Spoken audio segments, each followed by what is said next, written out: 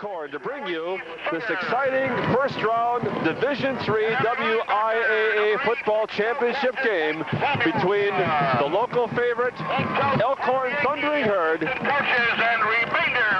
and the Crimson Tide from Edgerton. And hello once again. This is going to be a very exciting football game between a team that we've been very, very impressed with throughout the season, Elkhorn, and a team which is a bit of an unknown, but obviously deserves to be here, Edgerton. Jim, what about the matchups here for the game? Okay, Jeff, the way it looks to me is we have a little bit of a size differential. Elkhorn seems to have the size advantage, especially in the offensive and defensive lines.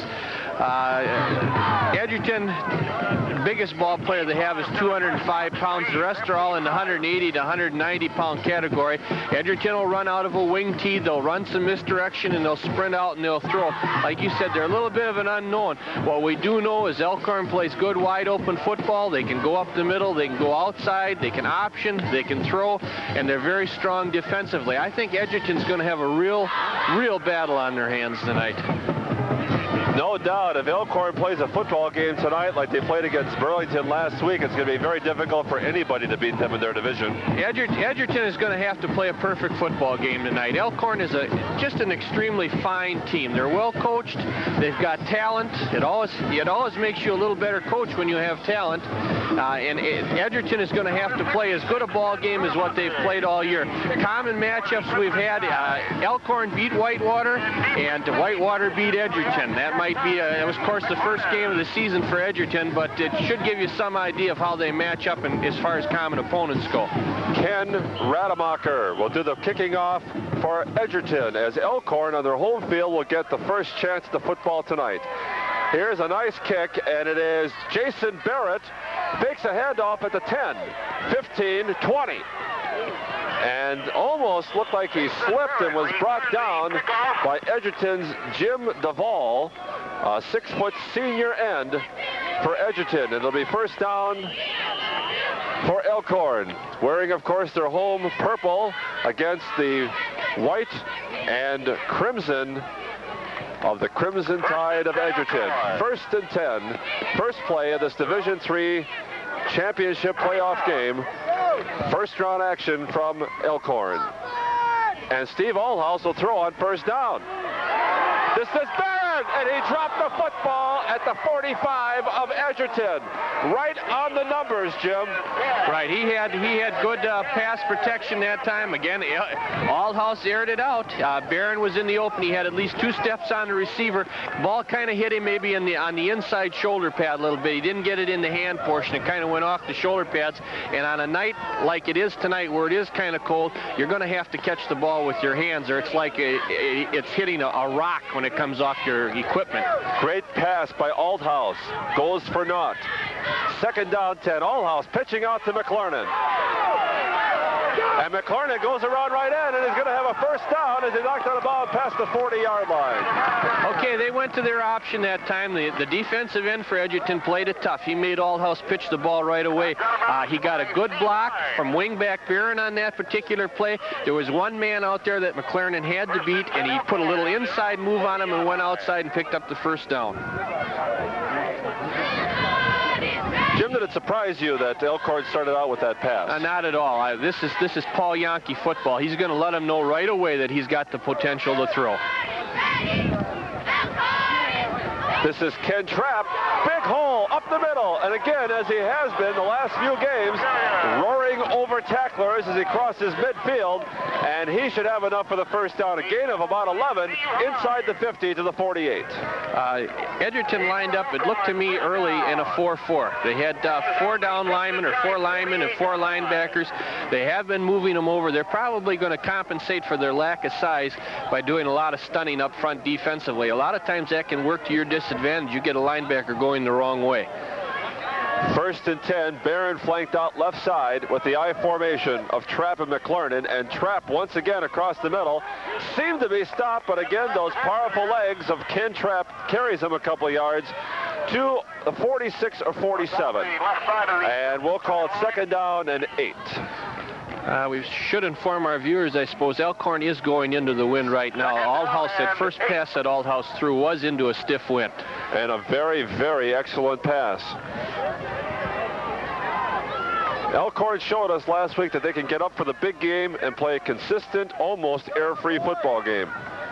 Aldhouse will throw on second down. Caught by Christensen across the 40 to the 39. Okay, those are the ends again from Elkhorn that we questioned last week against Burlington. They're fine receivers. I guess the reason I questioned them is they didn't have quite the statistics that wingback Barron had. They flooded an area that time. They had 3 receivers on the left side. They both ran down and out patterns, and he hit the middle receiver, the end Christensen. Every game, Jim, Steve Aldhouse impresses us more and more with his confidence and ability to do what it takes to win. Well, 3 ball games ago, Paul Yankee told me that he thought he was an all-state quarterback. McClernand, right tackle, is hit almost immediately as he gains possibly a yard. And as the umpire, I see number 70, Scott Slater for Edgerton on top of that pile, and I'm sure he was helped by a couple other white jerseys. Second down and 9. Slater is their biggest defensive ball player. He's listed at 6'1", 205 pounds. He'll match up pretty well with Elkhorn's right offensive line. Familiar formation, I formation with Barron to the right side on 2nd and 9. And this is Trapp up the middle. Big first down gain, and he might go for it. And Slater catches him from behind at the 11. First and 10 Elkhorn. Just a straight handoff to Trapp right up the middle. There's a problem with doing a little stunning inside. They caught the linebackers going the wrong way. Trapp had good downfield blocking. His offensive lineman on the offside got down and threw some key blocks for him. Elkhorn's knocking on the door right now. 28 yards for Ken Trapp, and 1st and 10. Make that possibly 1st and goal to go. I believe that the field marker is just inside the goal line. Aldhouse to McClernand. He's got an open field if he gets by one tackler. And he was hit by a member of the secondary. Did not get his number, but he was being chased by Brad Farrell, the starting quarterback for Edgerton. And he was also hit, I believe, by number 5, Kerry Carmen, who was the man who was beat on that first play when Barron dropped the football. Familiar play again for Elkhorn, the option, and McClernand put the same move on the safety as he put the first time that he had the big gainer. Safety came up, McClernand gave him a little inside move and then went outside and picked up the extra yardage. Second down goal, the ball's at the 5. Trapp again, but that time he got tripped up at the line of scrimmage and possibly fell over for a yard. Maybe not. The ball is just inside the 5. Very, very small gain. Third down goal from just inside the 5.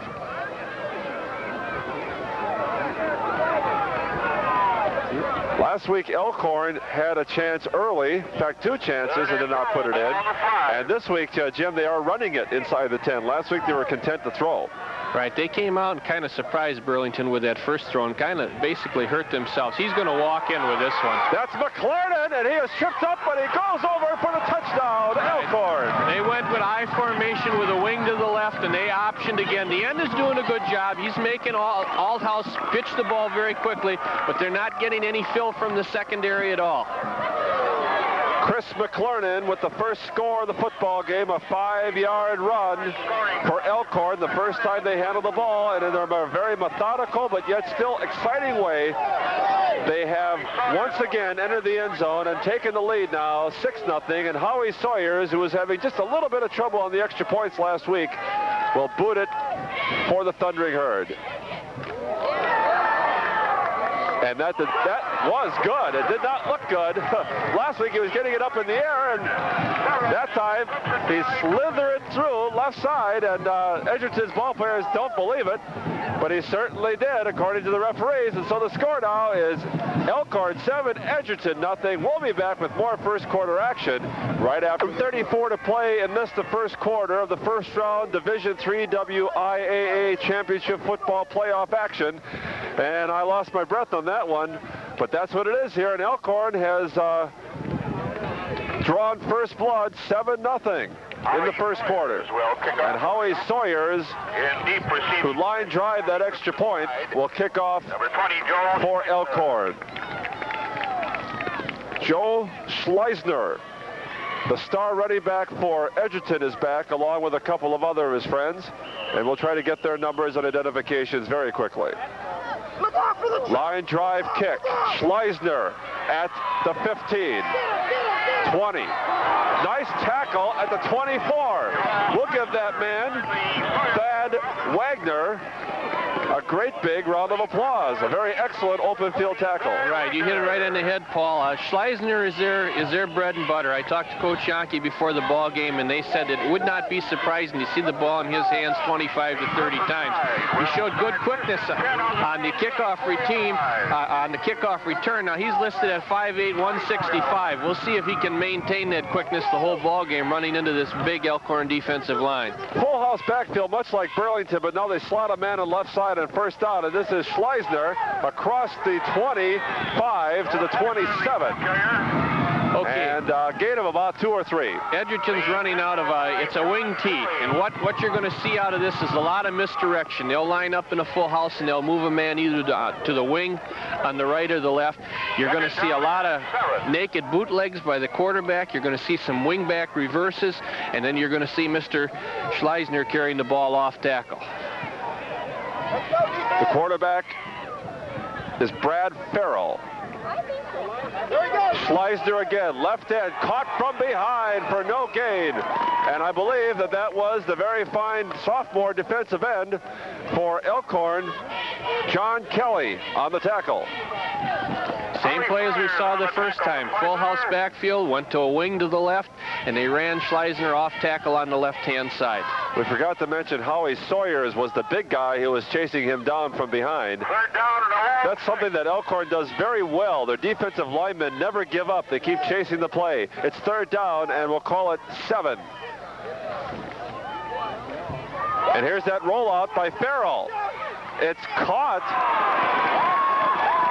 by Kerry Carmen, but he's brought down right away, short of the 35 and the 33, and it's going to be fourth down and about 1.5 yards. All right, we had the misdirection that time. We had the wing to the left. Quarterback kept the ball. He had a guard in front of him, rolled out to the right, and threw the ball nice and hard on the line to Kerry Carmen, 6'2", 175-pound receiver, but he was short of the first down. And so Jack Barron and Steve Lavin back to receive for Elkhorn. Carmen's boot is off the side of his foot, and it goes directly out of bounds, short of the Elkhorn 45 at the 46. And so with excellent field position, Elkhorn will start 1st and 10 for their second series of downs in the first quarter. That's unfortunate for that Edgerton punter. We watched him in pregame warm-ups, and he was a consistent 35 to 40-yard punter with good height. He shanked this one. It went about 18 yards, 19 yards maximum.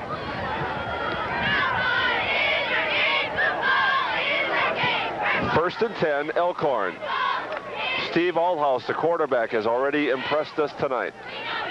And McLernan, nice hole, good block, but he was caught from behind by 68. The tackle by Eric Peterson. Ken Balch.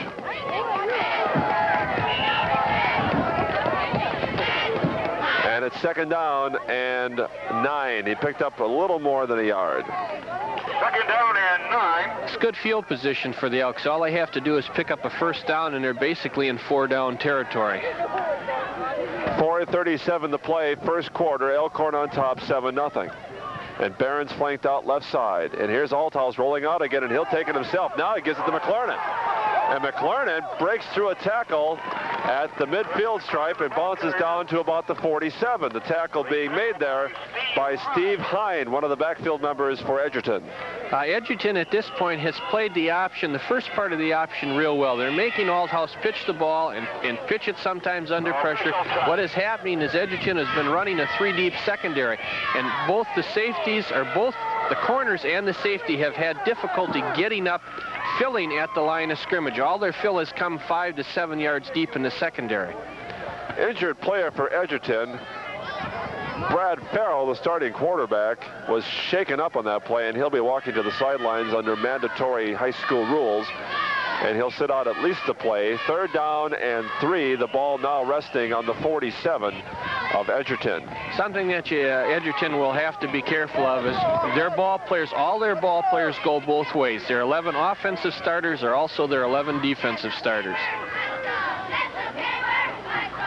Trapp looks to have the first down as he crosses the 45, but I believe they're going to call for a measurement. Trapp had a full head of steam and then seemed to lose it under a wave of white jerseys at about the 44.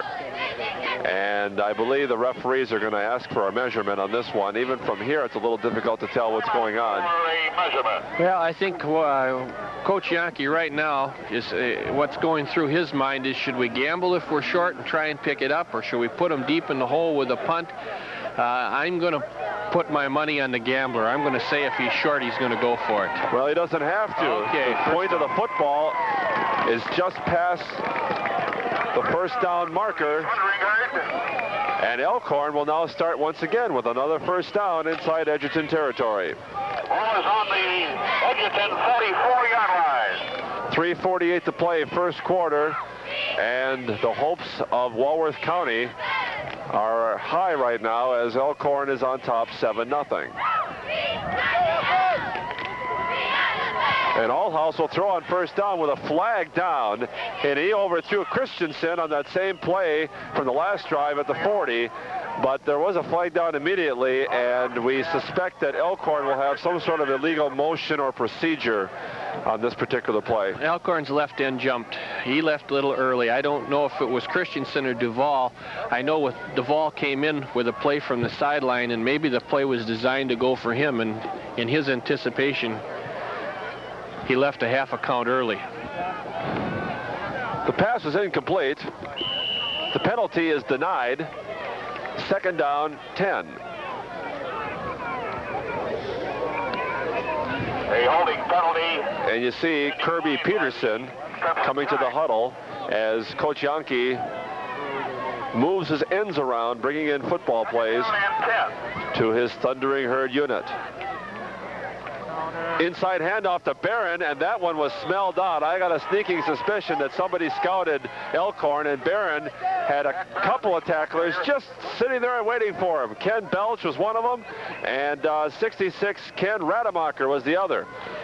Right. Looked like they knew exactly what was going to happen in that play, Jim. Barron has carried the ball 21 times this year for 178 yards, and we haven't seen all their games, but I would guess that Mr. Barron, out of his 21 carries, maybe 20 have come on that wingback reverse.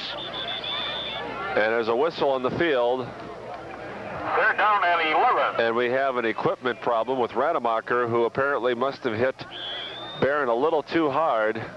And he'll be leaving the field. And 86 for them, Mike Witt, will be coming in for him at an inside tackle spot. Clock running again. 3rd down, 11. As Barron lost 1 on that play. Double wing right side. Christensen on the outside, Barron on the inside on 3rd and 11. Splits on. Here's Althouse's speed. And he's got it. Jack Barron at the 10 and inside the 10 to about the 5. All right, couple of real key maneuvers on that particular play. First of all, you called it. The rush was on. They sent a linebacker, and they forced Althouse out of the pocket. He evaded the rush and rolled to his right. When he got in trouble, Barron was about 20 yards downfield, and when he saw Althouse in trouble, Barron stopped and then took the play up the field. The defensive back took his eyes off of Barron and looked at Althouse for just a second. Barron went by him and was about 5 yards behind him.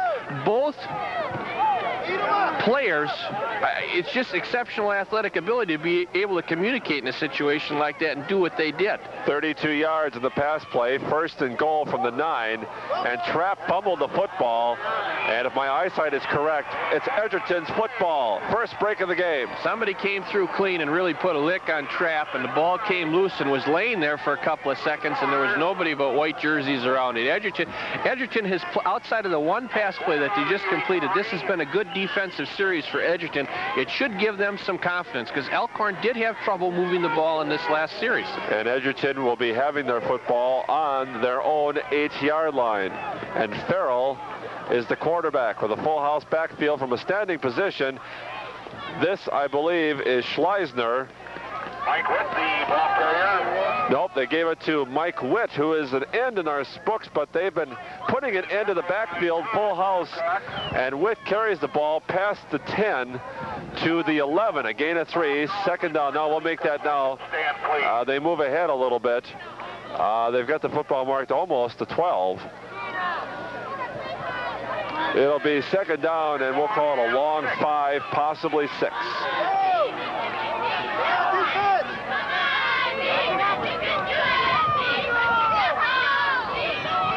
Inside handoff, much like the one Barron runs. Could not see the ball carrier from my position.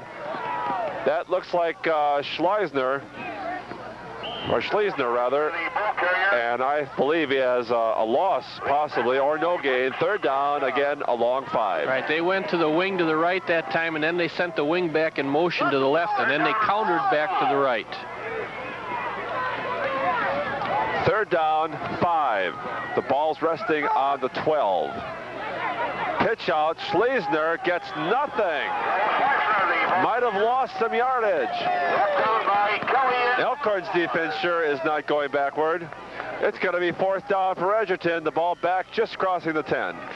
John Kelly, sophomore defensive end, 5'11", 191 pounds, has been in on a lot of tackles already tonight.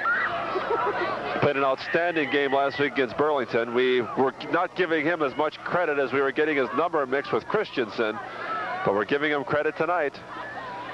Carmen will do the booting again from his own 3-yard line. Nice kick. Barron, fair catch.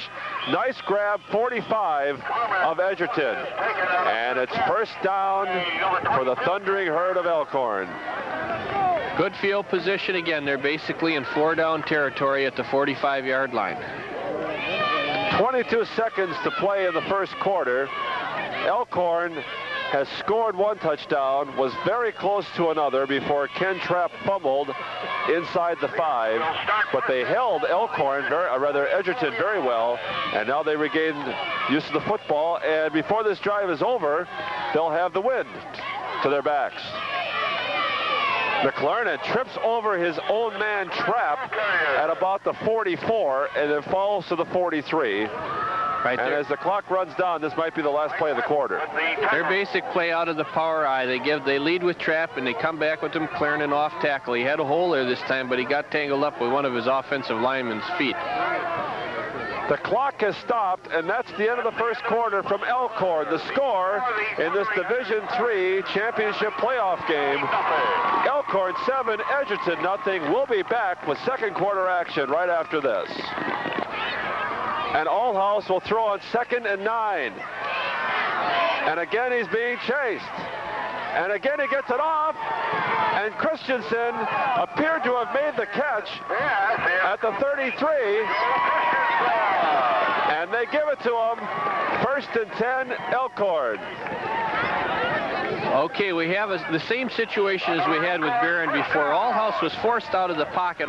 Most receivers were on the left side of the field. Allhouse was forced out to his right. When Christensen saw Allhouse in trouble again, he came across. He made an excellent catch because the ball was thrown behind him. And on a night like tonight where the hands are cold, just exceptional athletic ability. 1st and 10, Elkhorn. McLernan, right side, but he got hit a lot harder on that play than he got hit last week. He wasn't able to dance through there at all. Right, we had good defensive line play by Edgerton that time. Essentially they're playing real tough in the middle. They're not giving Trapp or McLaren good yardage in the middle. When Elkhorn has gained it, they've gained it kind of on broken plays. 2nd down, 9. 8. Make it 8. Gain of 2 by McLernan. Let's go! Allhouse keeps it, and McLernan will go one-on-one again, and he goes right past the first couple tacklers inside the 20, down to the 15. They've had exceptional luck tonight. Not luck. They've had exceptional good play that tonight on that option play. This is about the 5th time they've run it now, and they've always got good yardage on it. Edgerton is having a real problem filling. That defensive back is not getting up there to fill. Possibly the first play of the ball game made him a little gun shy when they went deep, but he gets up there, and then McLaren puts a move on him, and he's by him. 10.5 to play in the half. 1st and 10 Elkhorn once again. Althouse, same play, left side McLaren. 10, 5, inside the 5. Down to about the 3. Chris McLernan. It must sound repetitious, but again, the same thing. Good option play to the left. Good defensive end play. They're forcing Althouse to pitch. He's not being able to turn it up. But when he gets outside, there's positively nobody there. He's getting a good block from his wingback, Barron. He's usually getting it on the cornerback, and it's too much of a distance for that safety to cover to come up and fill on the line of scrimmage. 1st and goal. The ball just inside the 3.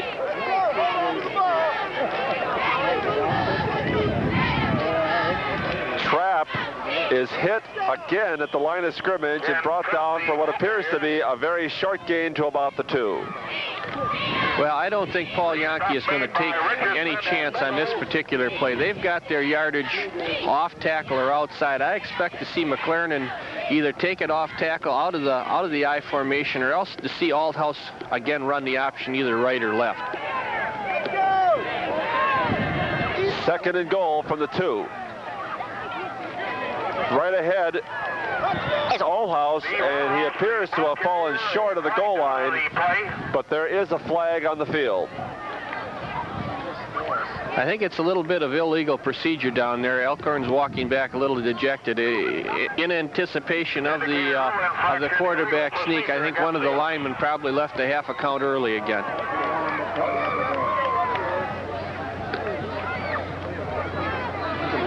Well, Elkhorn seems to have an exciting way of getting that ball in the end zone one way or another. We noticed the last couple of weeks we've had a chance to see them that in as much as we thought they'd sometimes walk into the end zone, once in a while we have a little glitch here or two. Right, they struggle at times. The referee has marked the football back to inside the 5 to the 6. And it'll be 2nd and goal from the 6. Well, if I was a gambling man right now, I'd say Mr. Althouse is going to initiate something. You're going to see him either option, roll, throw, but when you have a situation where it's 2nd and 6 and a second touchdown tonight is definitely going to put Elkhorn in the driver's seat, I think Mr. Althouse will take control at this point. Timeout, Edgerton. Score 7-0 Elkhorn. Here from Elkhorn in the Division III Championship Playoff football game. And we'll be back with more action right after this.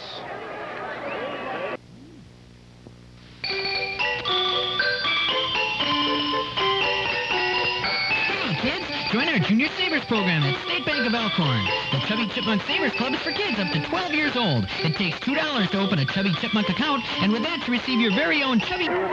Coach Paul Yankee awaiting the possible touchdown. 2nd and goal from the 6. And he'll throw. The ball is dropped in the end zone. The pass was really pretty low as he tried to hit 86 Mike Samuelson in the end zone. Right, or no, I'm sorry, that was Ken Trapp, excuse me. Right, he's being forced out of the pocket. There's no doubt about it. They're getting leakage somewhere. I don't know where it's coming from, but he was forced pretty deep on that particular play, and it looked like the ball might have slipped out of his hands a little bit. It was about 2 yards short of his intended receiver. And the cold hands are probably beginning to come into play tonight. Pitch out, McLaren, left end one more time. Nice tackle at the 3. Chris McLaren, the ball carrier. And I did not get the number of the Edgerton ball player, but I believe that time Steve Ryan with a beautiful tackle. 4th down, and will Howie Sawyers be called once again? Right there, they have their field goal unit on there now. Okay, the play that Edgerton's defensive player made that time that hasn't been made all night is that when Barron went to throw the block, the Edgerton cornerback made good penetration. For the Oaks will be Howie Sawyers, Jason Barrett holding. Howie Sawyers will be booting from his own 12, a 22-yard field goal attempt. Nice and high. And it's good. Howie Sawyer's 22-yard field goal. Score now 10-0 Elkhorn in this Division III championship playoff game. And we'll be back with more first half action right after this. Spencer TV and Appliance presents RCA color televisions and videotape recorders for 1985. Their full line of products include this 25-inch console color track monitor receiver with 22-function wireless remote, or this 15-inch diagonal color track monitor receiver table model with wireless remote, and this 13-inch RCA color track TV table model with remote. How about the RCA? Independence, a name in 10-0 as Howie Sawyers has just booted a 22-yard field goal with no trouble at all with the wind behind him, and now he'll kick off to the Crimson Tide of Edgerton. Howie Sawyers to kick off for the Oaks.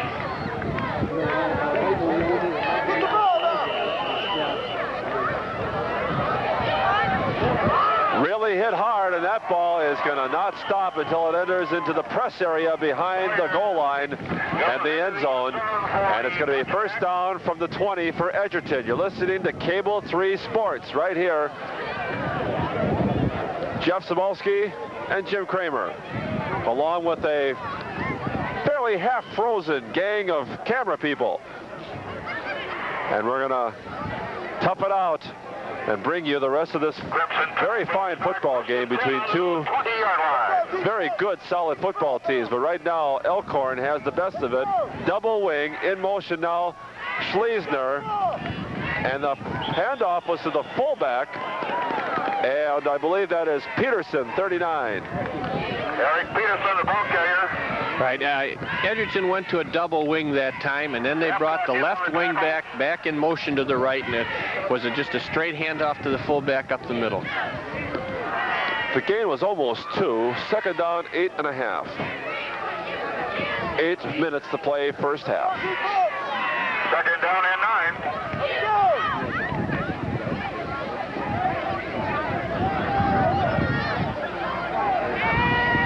Schleisner, right side. Oh, he's got some open daylight, and Barron knocks him out of bounds past the 30 to the 33, and that is going to be plenty enough for a first down for Edgerton, one of their few first downs tonight. Right, that's the first time they've been able to break Schleisner loose. He basically appears to be an outside type runner. I don't think you're going to see him run inside too much because he's only 165 pounds, but he shows good quickness once he hits the corner. Edgerton knows that it's do or die, and they're down 10 points. Witt, wing right. Peterson, pretty decent hole as he crosses the 35 to the 37, possibly the 38. And now Edgerton starting to gain some yards. The ball will be placed at the 38, and we'll call that a gain of 6, second down and 4. Edgerton and Elkhorn pretty equal in enrollment. Elkhorn about 575 and Edgerton about 620. Second down and 5. Witt again, right wing. Schleisner, nice running, keeps his feet across midfield to the 44. And another first down for Edgerton. He was brought down by Elkhorn's 56, Dick Morrow. When Schleisner gets an opening, he takes advantage of it. He's got real quick feet. He's got good balance when he gets into the open field. He'll cause some problems yet tonight. We had been told that he was their gun in the backfield, and he's going to get the ball probably 60 or 70% of the time. Equipment problem for 56 for Elkhorn, and that's Morrow who made that tackle. Must be so cold out there that things are going to break when there's contact. First and 10, Edgerton. Here comes Edgerton. This is the very first time they've had a chance to go into Elkhorn territory at the 45. Schleisner in motion, and Farrell fakes it. going for Carmen. Great catch at the 26. And he crosses down to about the 11 and out of bounds. Okay, they've used Schleesner all night long, and this time they kind of decoyed to him. They went to a double wing. Schleesner was on the wing on the left. They sent him in motion to the right. The quarterback made a nice fake handoff to him, kept the ball, and threw to the end coming out here on the left side. It was a well-thrown ball, and it was a nice catch by the end on a down-and-out pattern. Edgerton's knocking on the door right now. Near the 12-yard line. The ball is placed between the 11 and the 12. First and 10. Schleesner, no, it was given to the fullback, or Witt, the inside wingman, and I did not really see the handoff that gave Witt the ball, Jim, but that was pretty slick ball action behind the line of scrimmage. That's good misdirection play out of the wing tee. They've got people thinking Schleesner right now. Quarterback faked the Schleesner, and then but before he faked the Schleesner, he had handed the ball off to the fullback up the middle. We have a lot of people going in a lot of different directions. It's very confusing for defensive linemen. Craig Brown, a big guy for Elkhorn, apparently lost his air there for just a little bit, and he'll be walking off the field very confidently as he'll sit out of down. It's going to be second down, and we'll call it 7. The gain was 3 yards for Witt. Full house backfield again. Let's see what they do with it. Straight ahead, Schleesner.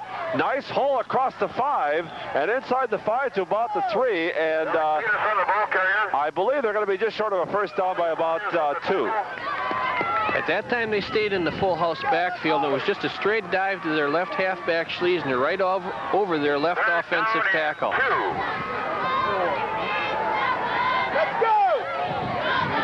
Third down 2. They don't have to go into the end zone to get the first down. They have to get inside the 1.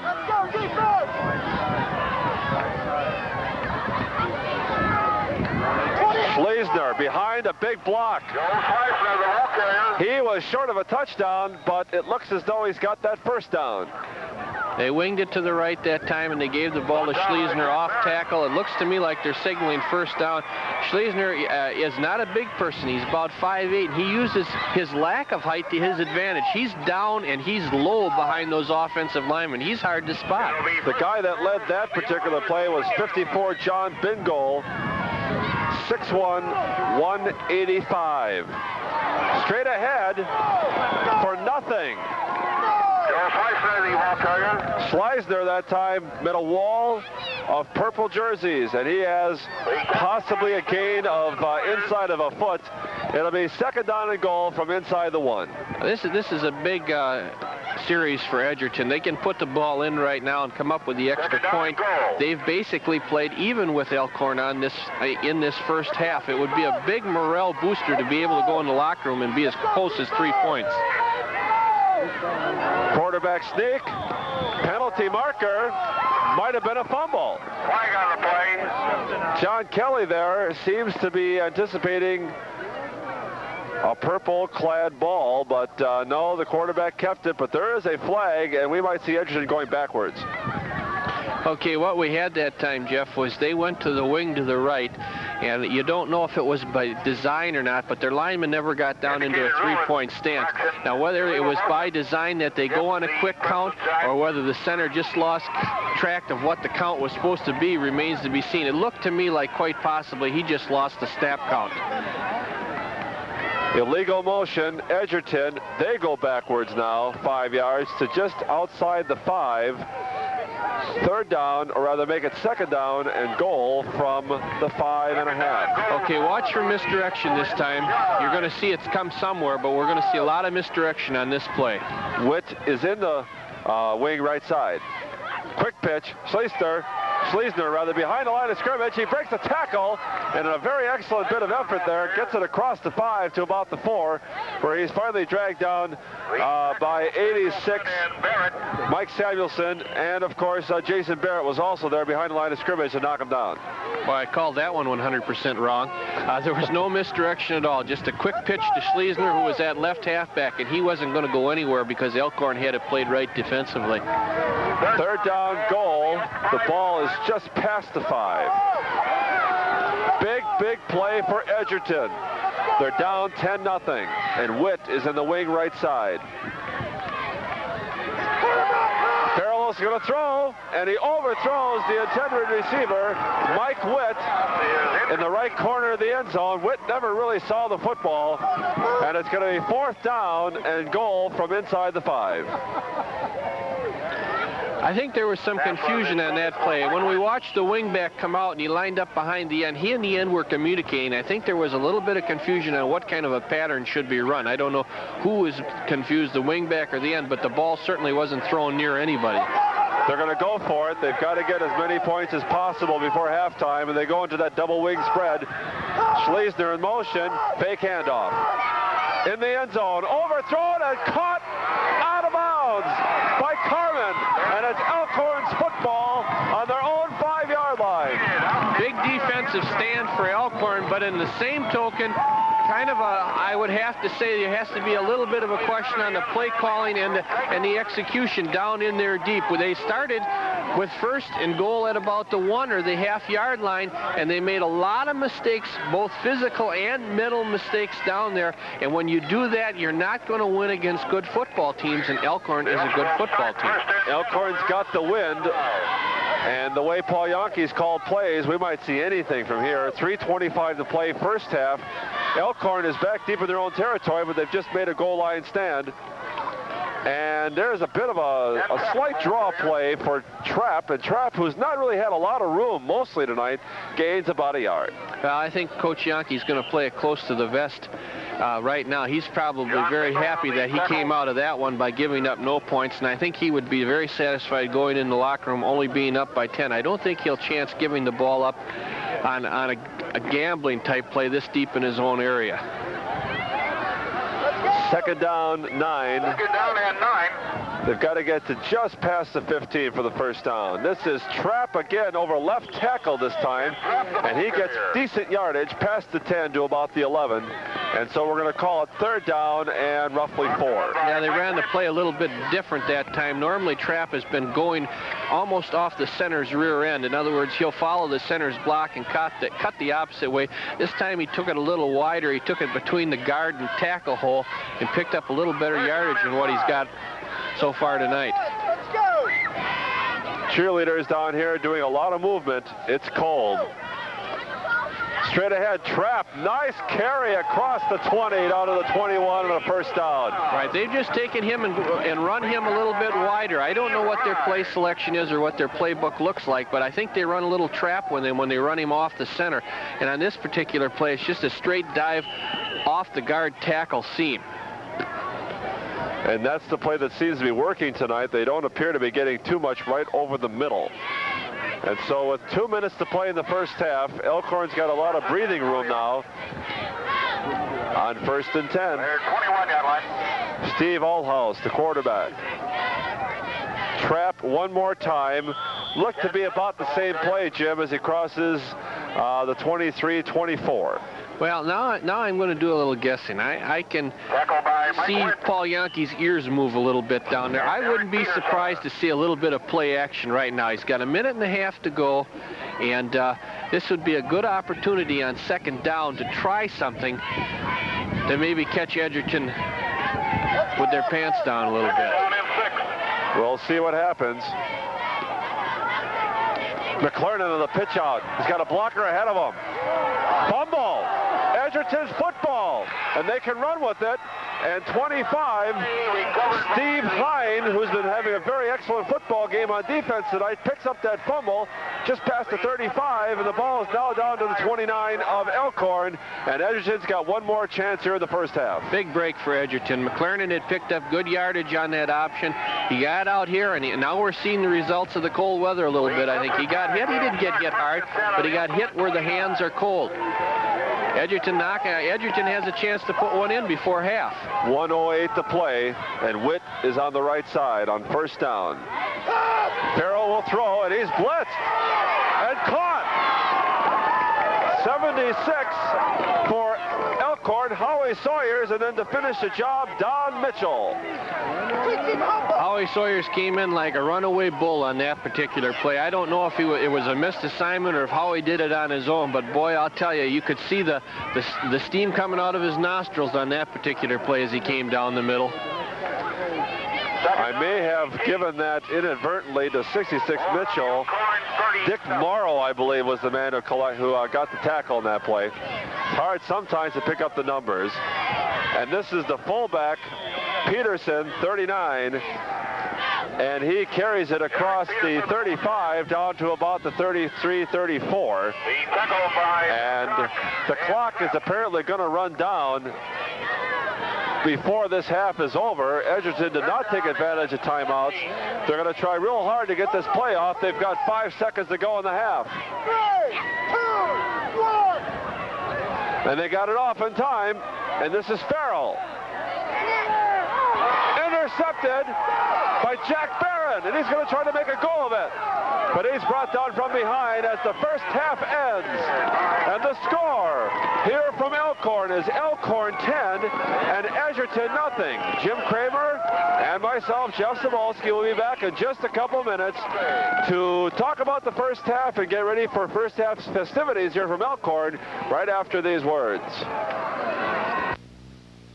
Championship football playoff game, and we've seen a game in which Elkhorn conceivably could be way ahead, but a very plucky Edgerton team is staying in it. They're only down 10-0. Right, they have to go into the locker room with a little bit of confidence right now. 10-0 is again, it's 2 scores. It's 2 hard scores in high school usually to come by, but it could have been much worse. Edgerton showed twice now that they can play ball defensively with Elkhorn. They're having a little problem with their offense. When they had the series that took them down to the goal line, they used Schleisner to his best ability, and they threw a little bit to keep him off balance.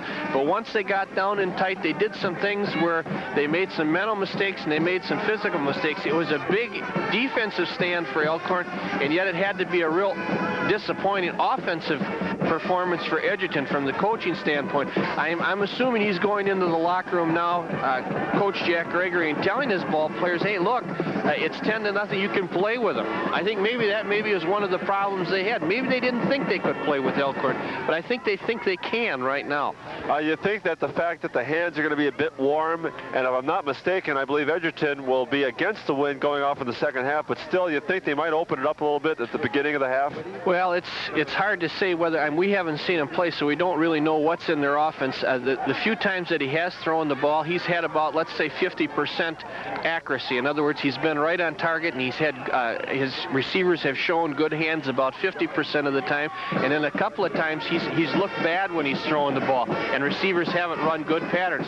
So it would be hard to say. Another thing that is going to come into prominence is did they bring any gloves with them? For the sideline and for on the field. There's gloves made now that football receivers can wear. Tonight would be an ideal night to have pairs of those, but a lot of times in the high school level you don't think about things like that. But it certainly would be to an advantage.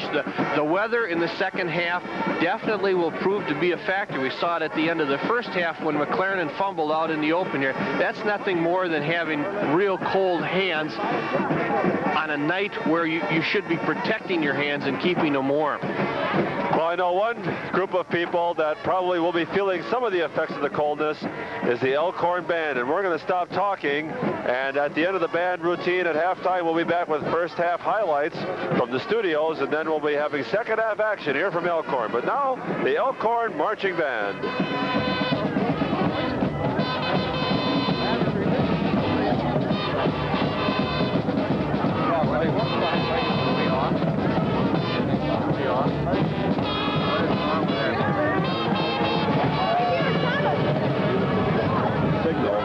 Which is very possible up here this high, or we're just having a little line problems. But they're having a good picture down there.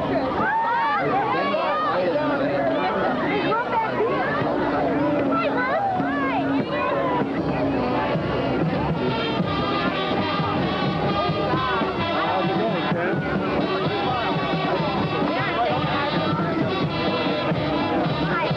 I had Jeff Stern's gloves, but I promised I was going to give them back to him. Hey, how are you?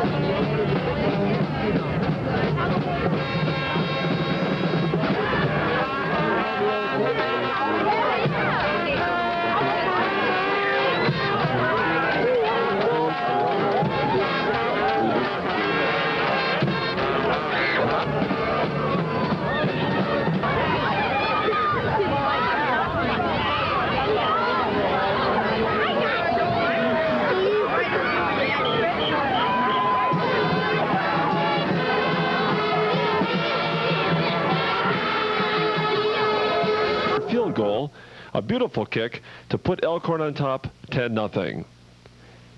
And that's the score at halftime. Elkhorn 10, Edgerton 0. And we'll be back with second half action right after these words. That's a big thing. It's ball control type thing. Total yardage 197 for Elkhorn, 90 for Edgerton. Elkhorn basically has dominated the ball game offensively. Edgerton had the one drive that took them down inside the one, and they failed to capitalize and take it in. Another stat that shows Elkhorn's dominance is they've got 56 yards versus 30 through the air for Edgerton. So they're basically dominating in every part of the ball game. I think more than anything where they're dominating now is that when they did get the ball into scoring position, they took advantage of it. In other words, they took it in on their first drive, and they kicked. Howie Sawyer kicked a field goal later in the second or third drive. Whereas Edgerton, when it had the opportunity, it could not get it in the end zone, and that's probably the biggest, I guess you could say, the biggest stat that maybe doesn't show up on paper, their inability to capitalize when they had the ball deep. So I suppose for Edgerton, it is going to be really, really important that even if they don't score, that they show some strength on both their first offensive and defensive drives in the second half. Oh, very definitely. They have to get two scores of some nature. And in order to do that in high school football, you have to put together drives that are not only free from mistakes physically, but mentally. And they didn't show that capability in the first half. Defensively, they improved. The last couple of series against Elkhorn, they played respectably defensively, but they're still playing kind of helter-skelter offensive football. Schleisner will pick up good yardage, then they'll go away from Schleisner for 3 or 4 plays, and that's exactly what they did down in the goal line. They didn't go to Schleisner when they needed to. The scoring, to repeat one more time, Chris McClernand, 5 yards around left end in the first quarter to make it 7-0. And then Howie Sawyer's big toe booted a 22-yard field goal not too far into the second quarter. And since then, it's been 10-0. And we just want to say we appreciate Mary Morrissey from the Elkhorn Independent, as well as the other workers here who have helped us create statistics and give you a more complete report of this football game. And indeed, this is an Elkhorn's big night. We had people streaming into this stadium for this football game already when the game had started. And so you can tell this is a big event in Elkhorn's football history. Sawyers boots it, and it's bobbled by the receiver at the 31, and he actually loses yardage before he's brought down. We'll get the number on that guy for you. That was number 80, Jim Duvall, who is a senior end, and if I'm not mistaken, he was hit immediately by Thad Wagner, number 40. Right, he made the mistake of not taking the positive yardage he could have got going straight ahead. It might have only been 4 or 5 or 6 yards, but he went backwards and actually ended up losing about 4 or 5 from the point that he picked pick the ball up. On their own. So right now, every play, every down, every series important for Edgerton as they're down 10 points here in the do-or-die game for them in the playoffs. Peterson around right end on first down, and it appears as though they put a wave of blockers in front of him, and he did gain some respectable yardage down to about the 35. The gain of roughly 4, almost 5, second down and 6. It's the first time we saw that formation. They went to a wide wing to the right. They put Schleisner out on the left in the backfield, tandem backfield, and then they put him in motion to the inside, going to the right, and he was the lead blocker for the fullback. We're just into the second half from Elkhorn. The temperature is dropping every minute, and the wind has boosted itself a bit. Schleisner around his blockers again, gets down to about the 40, and this is going to be close to a first down, but from here it looks as though he's going to be just short.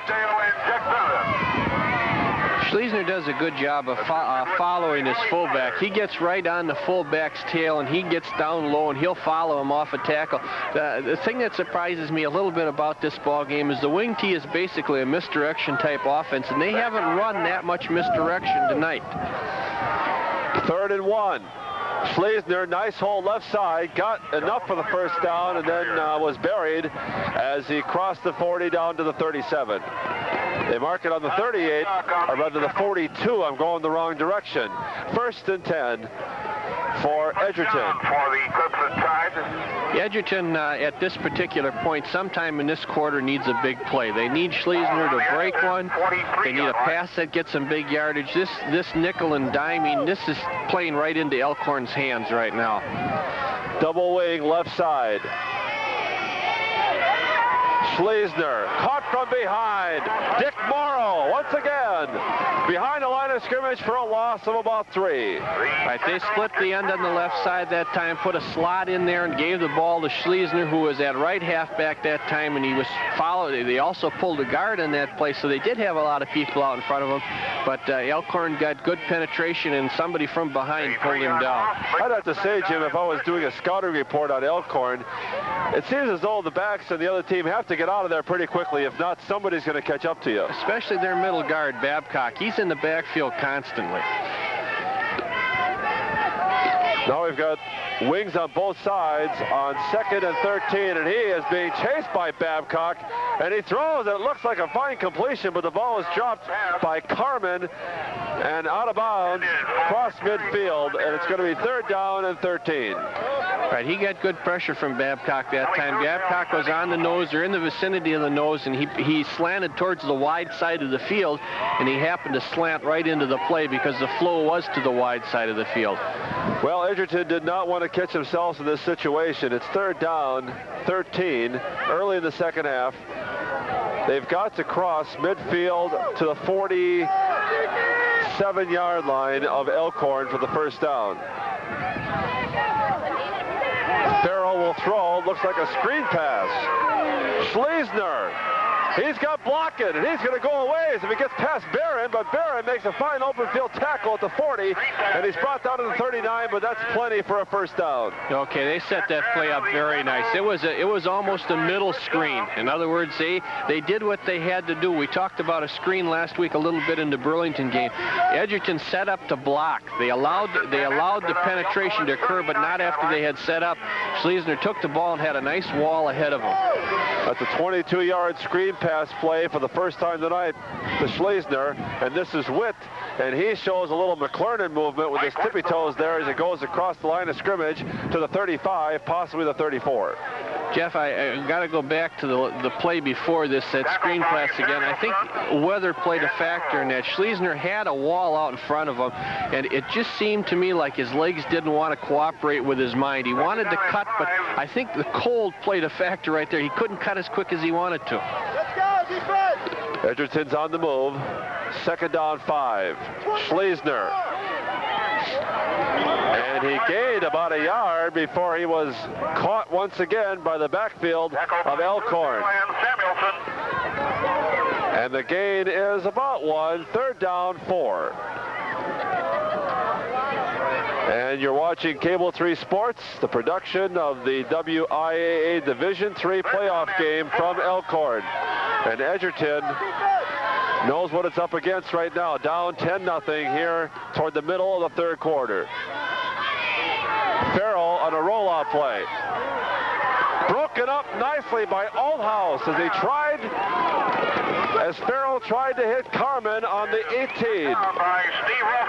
Right, they ran a little. It was somewhat of misdirection in that particular play. They have wing to their right 90% of the time, I suppose, because if they ever tried to wing to the left, they'd have to move Schleisner to right halfback. But what happened is they winged right that particular time, and the quarterback rolled left and tried to hit his end down and out. Carmen is going to punt it on 4th and 4. They're going to try to get Elkhorn deep in their own territory. That looks like a nice kick. Roughing the kicker. But there's a flag, and you heard Jim say that it might be roughing the kicker, and if so, Edgerton has gained a lot more than they thought on that punt, and certainly the referee has already signaled it.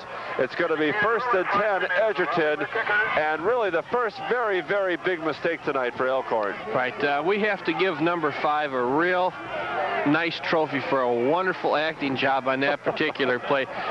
Yes, technically it's called roughing the kicker, but he wouldn't have knocked a pillow over on that particular play. He kind of fluffed the kicker on that play, but number 5, the Edgerton punter, did a good job of acting out his role on that particular play, and it's a costly mistake for Elkhorn. 1st and 10, the ball is inside the 20 to about the 19, and the umps have not paid attention at all, but the field markers have not yet gained. One of the field judges now has seen that, and they're going to be all right. 1st and 10, Edgerton.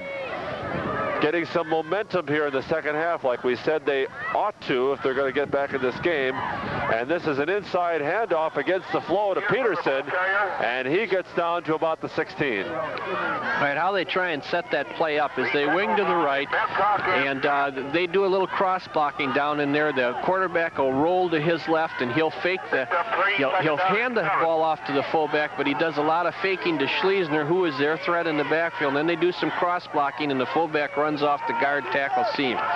6.5 to play, third quarter. Edgerton still has not entered into the end zone. And Farrell's going to throw. He's going for Carmen. Yeah. Great catch, touchdown, Edgerton. Yeah, that was made up by the receiver there. That play was, you got to give Mr. Carmen a gold star on that one. Play was nicely set up. They rolled to the left, but the quarterback got the ball up in the air. Elkhorn had 2 defenders around the receiver, and the receiver wanted the ball just a little bit more than the defenders did. He went high in the air, and he made an aggressive catch. It looks as though they've done that before. He put the ball high up in the air, and Carmen knew exactly when to jump for it. Rademacher, extra point try now. Good kick. It's now Elkhorn 10, Edgerton 7 here in the Division III playoff football game, and we've got a lot of action before us, so stay with us here on Cable 3. We'll be back with more third quarter action right after these words. First points tonight in the Division III championship playoff game against Elkhorn. Elkhorn still on top, however, 10-7 on the benefit of a 22-yard field goal in the second quarter by Howie Sawyer. But Ken Rademacher, who you see placing the football down, who just kicked the extra point, will now be kicking off against an Elkhorn team that now feels a little bit of the hot breath of Edgerton on their necks.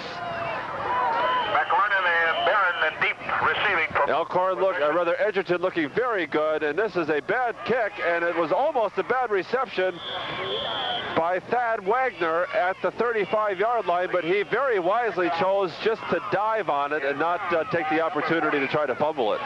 We've got a whole different perspective right now. One of the things that we have to look for is Elkhorn has 6 minutes left with the wind. And then Edgerton gets the wind in the fourth quarter. Elkhorn right now has to put on a sustained drive that gets them some points. And this is exactly what they did last week against Burlington in the Southern Lakes Conference Championship game. They were able to answer anything Burlington gave them. Althouse rolling out right side. He'll keep it. Nice move by Althaus across the 40 to the 42. Took a lot of smarts for Althaus to keep that football that time. Right, McLaren had 83 yards in the first half on 13 carries, and probably 10 of the 13 were on the option play. 10 of the 13 carries, and they ran that option again to start their series off. And Althaus just made a good move. He wouldn't have picked up any yardage if he would have pitched the ball, but he made a nice fake, and he drew the defensive back up and then kept it. Picked up 6 big yards. Takes a smart quarterback to know how the flow of the play is going, and Althaus is showing us time after time that he knows what he's doing out there. McLaren this time over left tackle, and he is very close to the first down, crossing the 45 to the 46, possibly the 47, and from my standpoint, Elkhorn is going to have a first down.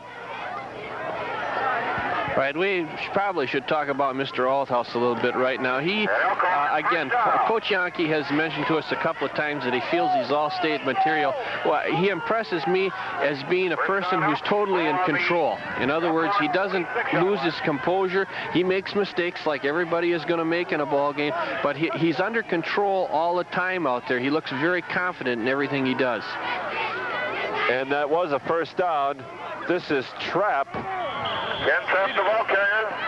And he gains a couple to the 46, rather the 47, 48. Well, we haven't seen Mr. Barron carrying the ball much tonight, and that's a big play. That counter play to their wingback is a big play. I expect we're going to see it in the next couple of downs. Second down, 8. The ball is at the 48. Roll out left. Althaus. McLaren. Big yardage. 45, 40, 35, and out of bounds. Well, I think Edgerton's cornerback that time got lost on his way to Elkhorn. There was nobody out there. Althaus could have picked up as much yardage as what McLaren did, but again, he picked up all the yardage he could, and then he pitched. Maybe Edgerton only had 10 people on the field. It sure looked like it on that particular defensive play. That was a 16-yard gain by McLaren down to the Edgerton 37. And right back, here comes Elkhorn. They're up by 3 in the third quarter. 4:12 to play in the third. Same play, right side. McLaren, nice fake, gets by one tackler and is driven out of bounds past the 35 to the 34. A nice move to get out of what apparently was trouble.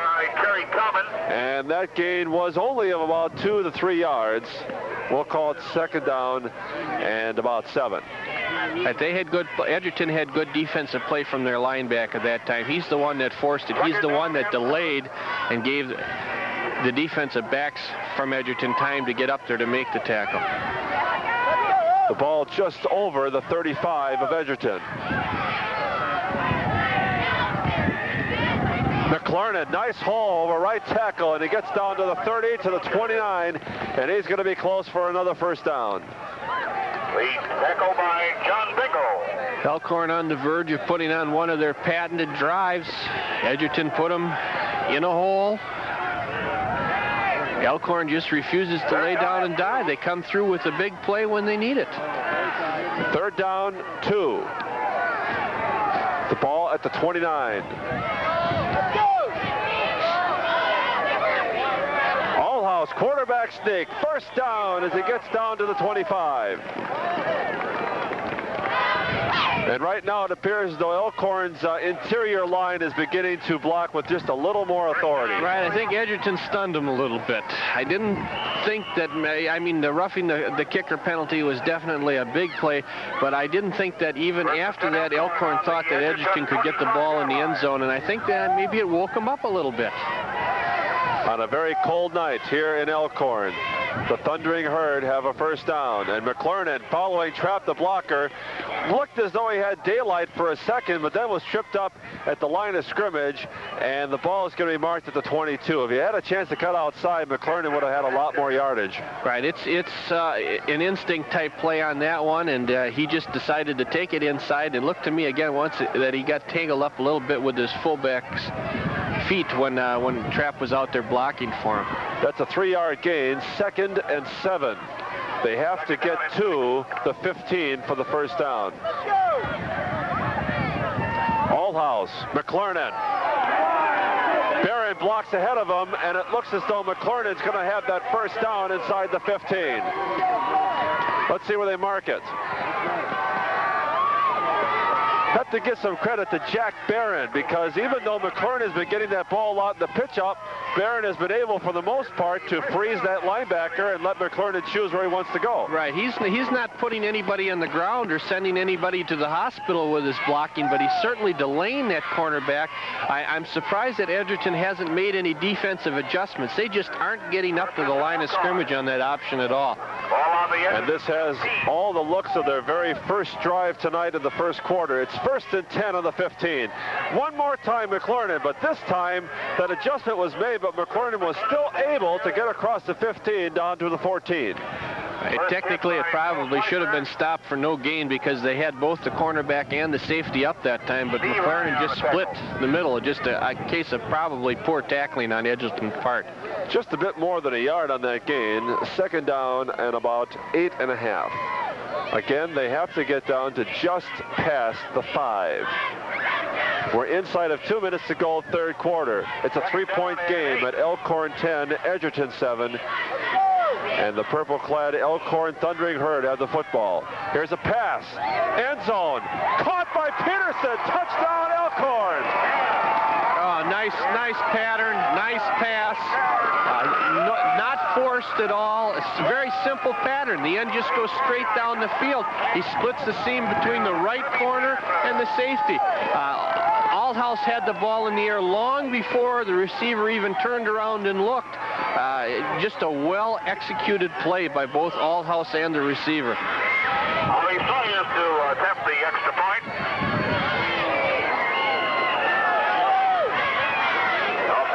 Howie Sawyers is going to attempt that boot, but there's been a whistle on the field, and I don't think it's anything serious. And now the whistle is blowing, and it's going to be extra point time. 16-7. Looks very good, and the referee does signal it to be good. And so with 1:43 to play in the 3rd quarter, Elkhorn has regained their 10-point lead at 17-7, and we'll be back with more from Elkhorn right after these words. Frank's Food. Happy, they've just scored a touchdown, and it's 17-7 in this Division III playoff game. Howie Sawyers with a massive boot. Carries the runner into the end zone. This is Schleisner. 15-20, and he's brought down at the 24. I'll tell you, when Howie gets his foot on the ball and he gets a little bit of wind, that's a professional kick. Right, Howie has taken full advantage of the wind. We've seen him 3 weeks in a row now, and Howie can be sensational at times, and he can be erratic at times. Tonight is one of the times that he's being sensational. They've marked the football as he rolled to a stop at the 25.5, and now Schleisner is limping off the field, possibly a cold weather injury, Jim. Well, if Schleisner stays off the field, is it Schleisner? I believe so. It's number 20, according to my vision. If he stays off the field, Edgerton might as well put the capes on, because it's good night time. He is their bread and butter. 1st and 10 on their own 25-yard line.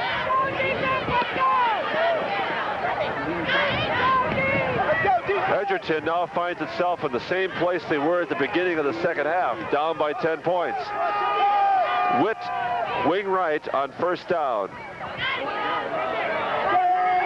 And I do not know the name of this ball carrier, but it could be Peterson. And it is, and he gets fairly decent yardage to the 29.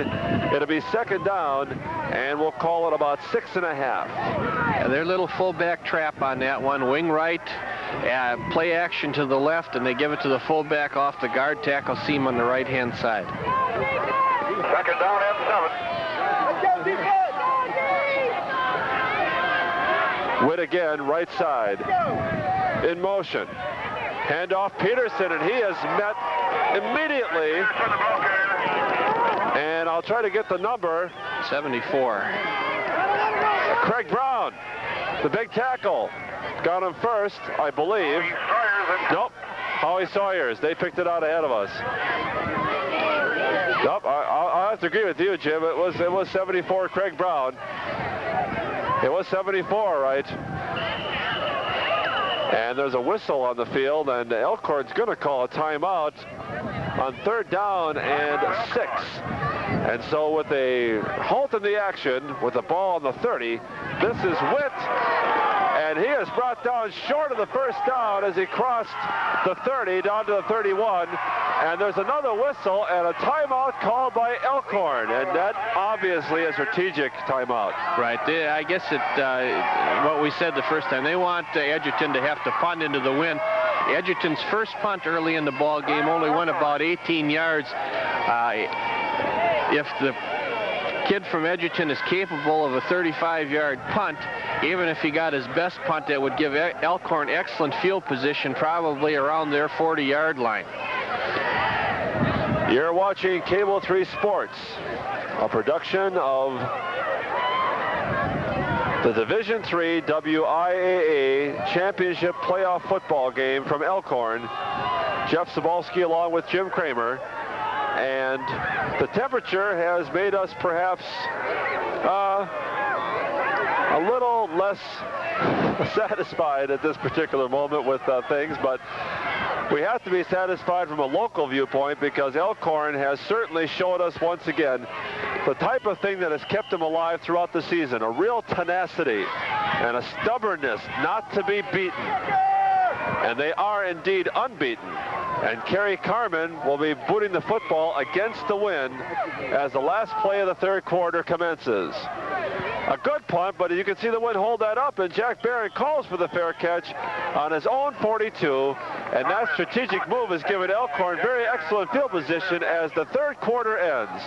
So the score going into the final quarter of this playoff game At the end of the 3rd quarter is Elkhorn 17, Edgerton 7. We'll be back with more from Elkhorn right after we got down on the inside, taking advantage of his costume on the outside. It's cold, but Elkhorn's ahead. And here's McLernan getting a good block from Trapp as he crosses the 45 to the 46. Both Trapp and McLaren complement each other so well. They're both good blockers. They're both hard runners. I think you're going to see Elkhorn stay with the type of play it just ran, the tailback off tackle or the option. Those have been the two big gainers for Elkhorn tonight. They'll try and eat some time off the clock now and stay on the ground. 2nd down and 6. The gain is about 4, maybe a little more. We'll call it 2nd and a short 6. Into the 4th quarter. Into the wind. Here's that inside handoff to Barron, and it's a Carmen copy the first time they played that one, Jim. That's a loss of 1 yard. Right, they're playing it, Edgerton's playing it real tough inside. Trapp has not picked up big yardage, and the 2 times that Barron has run that wingback reverse, he hasn't got anything. You have to give credit to the Edgerton defense in the middle. Scott Slater, number 70, is always there, and we'll try to pick up some of the other people in the inside. Have done a really great job against Elkhorn right over center tonight. Althouse will keep it. Now he pitches out to McLernan, and a good play by Farrell, the cornerback on the left side for Edgerton, keeps that play from going a long distance, and the gain was relatively short of midfield at the 47-48. That had a lot of potential. Again, Allhouse kept the ball as long as possible, actually crossed the line of scrimmage before he hit McLernan, but that time the cornerback played it very well. Right, both the safety and the cornerback. Safety came up quick and took on Allhouse, and the cornerback stayed with the pitch man, McLernan, and that time, defensively, they played it very well. The ball's on the 48 of Elkhorn, 4th down, about 3.5, and this is a punting situation for Steve Althouse.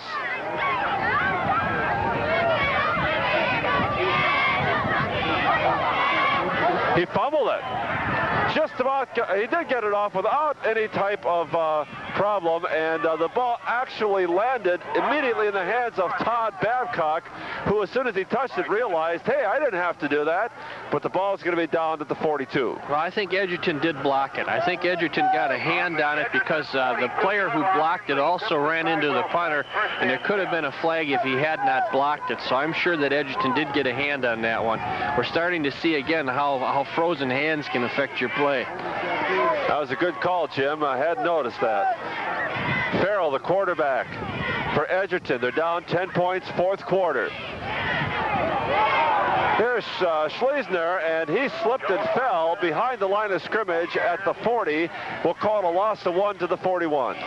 Well, Edgerton's in a situation right now. They're in the fourth quarter of possibly their final game. They're down 17-7. They need 2 scores. If you have an air attack, I think now's the time to air it out. I don't think you sit on it for another 2 or 3 minutes, or even possibility of gaining a first down. You start to air it out now. Same formation on 2nd and 11. And Farrell is looking for the pass, but Ken Trapp almost got him. In fact, I believe he did, and there is a flag on the play. I thought that perhaps Farrell might have been whistled down before he got rid of the football, but the referee saw it differently, and he's going to be called for intentional grounding. No, I think you hit it right the first time, Jeff. He referee threw a flag or threw something down, but all it did is signal that his knee had hit the ground before he had thrown the ball. Next time, it'll be like a test. I'll go with my first impression. The ball's way back at the 29, and we'll call it third down, and let's say it is, 10, 12 to go, 22. Third and 22. Now here's an I formation. Quick over the middle, intercepted. That is Steve Oldhouse, and he's got open field. Touchdown, Elkhorn! Steve Oldhouse with the interception from about the 45-yard line. It was a good play on Oldhouse's part, but let's go back to where it started. Edgerton went to an I with a wing on the right. It was supposed to be a quick look in to the left end, or a slant pattern to the left end, and quarterback from Edgerton just let the ball go too soon. He just threw it up in the air, and Oldhouse really didn't have a difficult interception to make, and when he did make it, he had clear sailing on the right-hand side. I think I got the yardage of the interception fairly accurately. Howie Sawyers boots it, and it is immediately good. And so Elkhorn has taken a commanding lead in this Division III Championship playoff football game from Elkhorn, as Steve Oldhouse has possibly won the first game, or clinched it rather, for Elkhorn with an interception return touchdown. With 9:05 to play third quarter, it's Elkhorn 24, Edgerton 7. We'll be back right after this.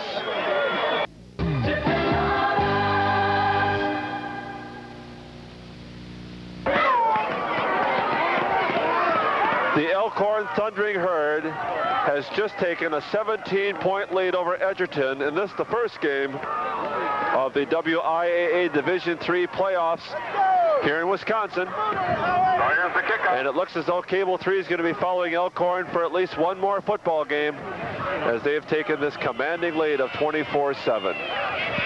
Just like last week, Howie Sawyers boots it short. It's picked up by a receiver as he was standing out of bounds at the 32-yard line. Now, the receiver caught the ball before he let it out of bounds, and actually Edgerton lost yardage on that play. Right, he had his knee down when he caught the ball. The officials blew it dead. Now, what I think happened there is that Coach Yonke had nightmares of what happened to him last week against Burlington. He wasn't going to take a chance that Edgerton run back a kickoff on him, so he played it safe and close to the vest. Double wing right side. Edgerton now has its backs really against the wall, and it looks like an option pass. Nice pass, nice catch. We'll try to get the numbers for you. 22, Colin Green, a 5'9" sophomore reserve quarterback threw that pass to Mike Witt, the flanker back, the junior on the right side, and that gained short yardage to the 35. It'll be 2nd down and 7. Right, the man who threw the pass that particular time showed pass all the way. I mean, there wasn't much deception. You're supposed to show that that's supposed to be a wide play to start with, a running play, but he showed pass the minute he got the handoff from the quarterback. Here's that I formation again on 2nd and 7. Farrell, Carmen, nice catch midfield, 1st down. Those guys can make a very nice duo out there if they were able to get some rhythm going. Right, Carmen is a good receiver. He's shown it 2 or 3 times tonight, and when the quarterback does have time to throw the ball, he throws it on the money. It's there. Sometimes it isn't a tight spiral, but it's there, and the timing is good on it. The ball is exactly midfield, just into Elkhorn territory. Draw play, Schlesner slipped, regained his feet, and carried across the 45 to the 42, a gain of almost 8. 2nd down and a long 2. It's a good call. That's a very good call if you can educate, or if you can execute. Tongue is becoming frozen. If you can execute that particular play on the high school level. Seems like Edgerton's finally getting a rhythm here, and now Schlesner will carry straight ahead for the 1st down, it appears, just past the 40. No, they say his knee touched the ground just short of the 40. 3rd down and less than 1. 7:17 to play in the whole football game. And it's going to be miracle time for Edgerton here for them to get back into it. 1st down, Schlesner. Nice carry across the 45 to the 40, to rather the 35 to the 34 or 33. And you can see definitely, Jim, where Edgerton has had some big plays this year, not only from the halfback position, but also occasionally from the quarterback to the flanker back. But obviously they haven't been able to put it together tonight. Right, they're a good football team. They're not really in Elkhorn's class, though, I don't think. I know that might offend some people from Edgerton, but Elkhorn is definitely a better football team, but there's nothing wrong with Edgerton. Caught on a nice pass once again to Witt, and the 1st down is to the 20, and Witt had a thought there for a second of pitching out to the trailing end, but he decided to forget about it. They really need the score, and it's a 1st down, the ball on the 21. I think it was a little bit more than a thought. I think it was a design play, and the tackler wrapped his arms around the receiver's arms, and he couldn't pitch the ball. Maybe we won't see it again tonight, but I'm sure that was a design play. They were going to pitch. Witt is on the left side in motion. Schlesner.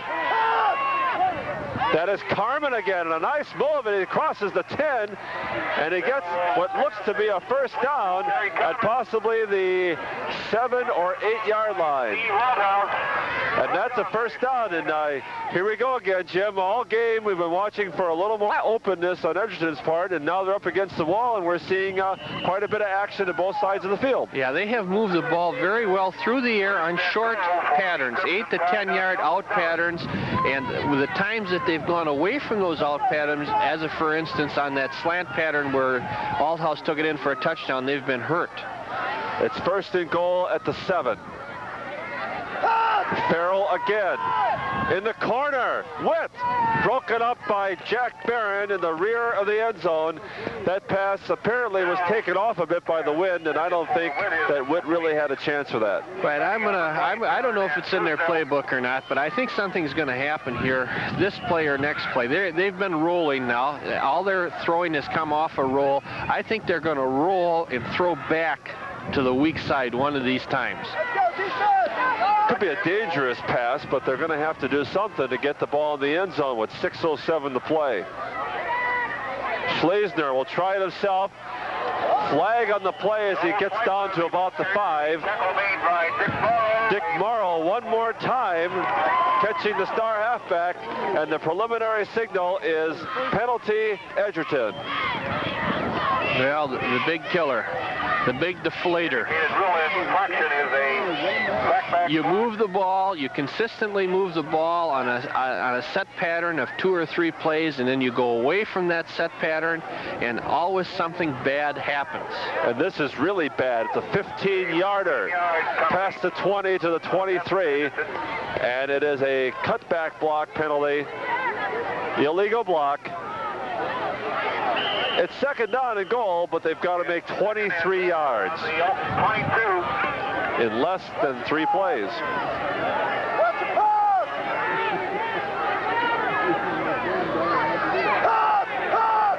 Blitz by Trapp, and he's caught behind the line of scrimmage. A loss past the 30 to the 31. A loss of 9. Third down, goal to go, 31-yard line. Second time in the ball game tonight that Edgerton has had good field position, been knocking on the door, and all of a sudden come away with negative yardage. Trapp has had a couple of chances back there, and I think he was just rather hungry for that one. 31-yard line. Clock is running down. We're coming down to 5 minutes left in this game.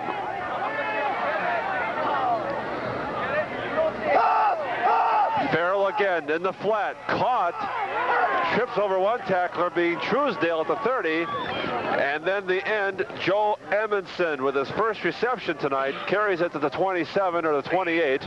They'll mark it at the 28. The gain is only 3. Fourth down, 28 to go for the touchdown. And I guess we can imagine all sorts of things on this play, Jim. Well, there's only one place they can go with it. They have to go deep with it. I don't think the element of surprise with Schleisner carrying the ball would be there on a draw or anything like that. I think they got to put the ball up in the end zone and hope that somebody for the white jersey comes down with it. Witt is on the left side wing, and Schleisner is in the motion in the end zone. Not a bad pass, but this ball is, I think, dropped almost intentionally by Steve Allhouse in the end zone. A very smart play. It's Elkhorn's football, and now it's just time to run out the clock. Right, if Allhouse would have intercepted that ball, Elkhorn would have got it on the 20.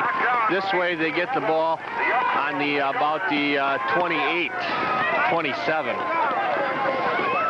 And we got to believe that Elkhorn is going to win this first round action of Division III championship action here in the state of Wisconsin. And Elkhorn is looking about as strong and dominant as we thought they might in their division this first game. And people are beginning to file out of the ball field here.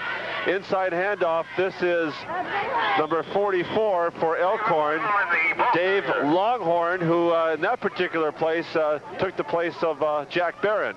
And he gained a lot more yardage than Barron has. He gained 3 yards. Second and 7. I think what we'll see now is a limited substitution. I think what Coach Yankee will want to accomplish in this last 4 minutes is to come out of it without any serious injuries. In other words, he's had no injuries to this point, but he'll play it close to the vest. He'll run timeout and hope that his ball club stays healthy for next week's or this Saturday's ball game. Allhouse is going to stay in bounds, it looks, as he gets back to the line of scrimmage for no gain, perhaps a bit of a loss. It'll be third down and 7. The ball is just over the 30 to the 30 and a half.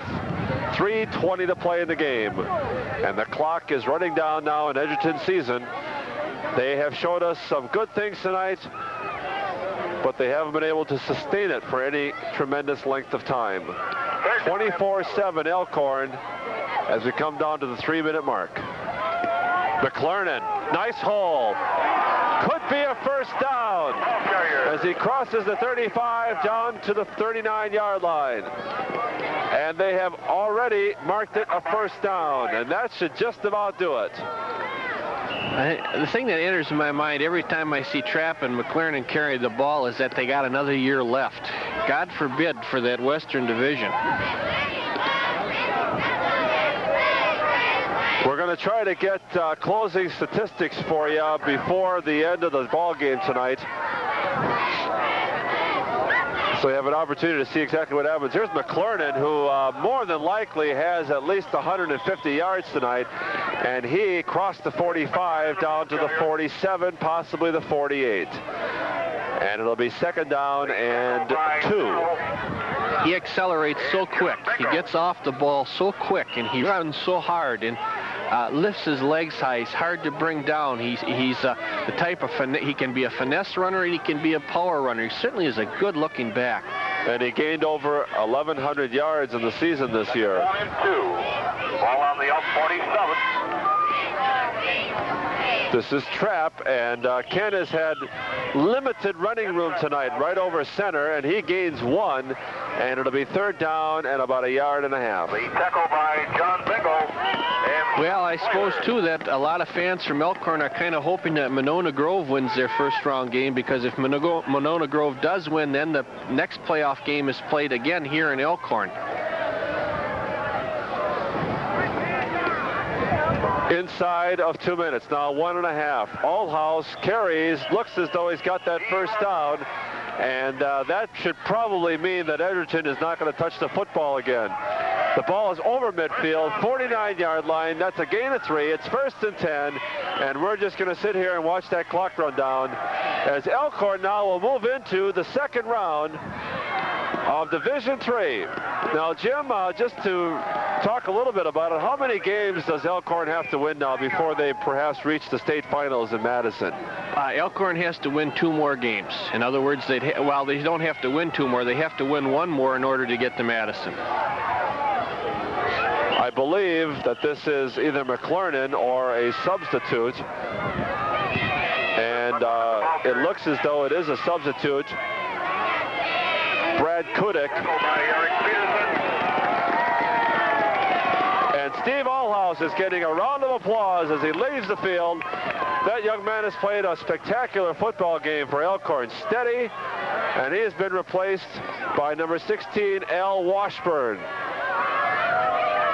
And Washburn is just going to take it forward for about 1 yard as Kudik had lost that yard on first down. And if our clock is correct, that'll do it. We're inside of 20 seconds to play. Right, Elkhorn will now play the winner of the Platteville-Monona Grove game. That game is held tonight, or is being held tonight at Monona Grove. And if Monona Grove wins, it's Elkhorn versus Monona Grove here on November 3rd, and if Platteville wins, it's Elkhorn versus Platteville at Platteville on November 3rd. And you can see, again, just like last week, the Elkhorn student body is doing their best to let their team know how appreciative they are of their actions, as Elkhorn has moved 1 step further in their quest for glory here in the state of Wisconsin, defeating Edgerton 24-7. I think what we're going to do is take a timeout, and we'll be waiting for the end of the game statistics, and we'll come right back here to Elkhorn for final words on this very fine effort by the Thundering Herd right after these words. 24-7. Jim, I guess we really can't say it's a surprise. We saw a lot of things tonight that we've seen from this Elkhorn team in their golden moments this year. A tenacity which will not be defeated. A couple of weak instances, but when they have to do the job, they were able to perform it. Right, Edgerton did a good job of shutting Trapp down. Trapp didn't get the big yardage that he's got the last couple of weeks, but Edgerton could not stop the option. Elkhorn ran at will with the option, usually with McLaren getting the ball in the pitch from Allhouse. Like you said, when Elkhorn had to put it together, they put it together. The opening drive of the second half was a good for instance. They basically can do what they want to do with the ball offensively when their backs are to the wall. Defensively, they're very sound. Not many people are going to score a lot of touchdowns against Elkhorn. We were waiting to see whether or not we'd have any quick statistics from the media van here as far as McLernan is concerned. But I guess, if anything, it showed that you can stop one member of the great triumvirate back there, but that means you got to let the other two go, and Allhouse and McLernan are just too dangerous to let go. Right, they're very excellent high school athletes. You have a trio back there that you have inside with Trapp, you have off tackle and outside with McLernan and Allhouse, and you have the Allhouse ability to put the ball in the air. You have also a good receiver in Barron, and the ends that Paul Yankee runs in. Christensen, Duvall, people like that can also catch the ball. So they're definitely a threat to go all the way. If their opponent is Platteville next week, it should be a very excellent football game because Platteville is a good team. They have something like a streak of 25 in a row going right now over the last 2 years. Well, Edgerton did come out in the second half and looked like they were going to make a game of it. They scored the first score in the second half on a 16-yard pass from quarterback Farrell to Carmen, a nice leaping catch in the left corner of the end zone. But then Elkhorn, as they always have, came right back as Althouse passed a 14-yarder to Peterson in the end zone for a touchdown, which extended that lead to 17-7. And then the killer came in the middle of the fourth quarter with a little more than 9 minutes to play. Steve Althouse, running back what appeared to be about a 45-yard interception return to close the door as far as Edgerton was concerned to make the final score Elkhorn 24, Edgerton 7. Cable 3 Sports will be following Elkhorn all the way to Madison, we hope. And you'll be, if you listen to and watch Cable 3 Sports, and on our news briefs, we'll be giving you more information every day regarding the road to Madison as far as Elkhorn is concerned. The next game either being here at Elkhorn or in Platteville, depending on what happens with the Monona Grove Platteville football game.